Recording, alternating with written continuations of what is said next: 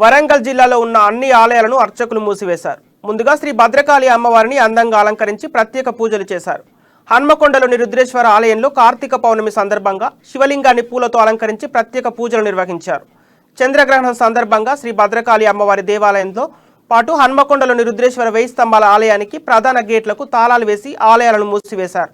రేపు ఉదయం సంక్షోభ్రాన్ అనంతరం భక్తులకు దర్శనమివ్వనున్నట్లు ఆలయ అర్చకులు తెలిపారు.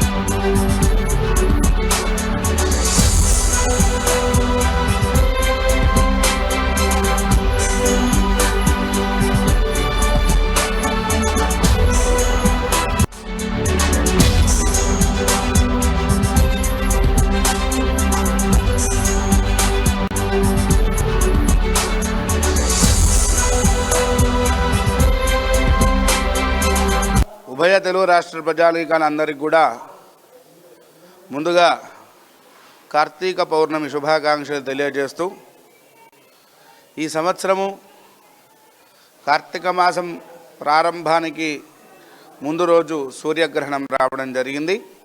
15 రోజుల వ్యవధిలో ఈరోజు చంద్రగ్రహణం అనేది రావడం జరిగింది.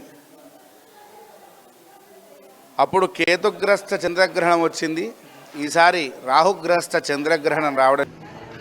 మధ్యాహ్నం 2 గంటల నుంచి 6 గంటల చిల్లర వరకు రాహుగ్రస్త చంద్రగ్రహణం సంభవిస్తోంది. మధ్యాహ్న కాలంలో సంభవించడం వల్ల మనకు గ్రహణం కనపడదు, కానీ గ్రహణం సంభవిస్తుంది. సూర్య చంద్రులు దివారాత్రములకు రాజులు.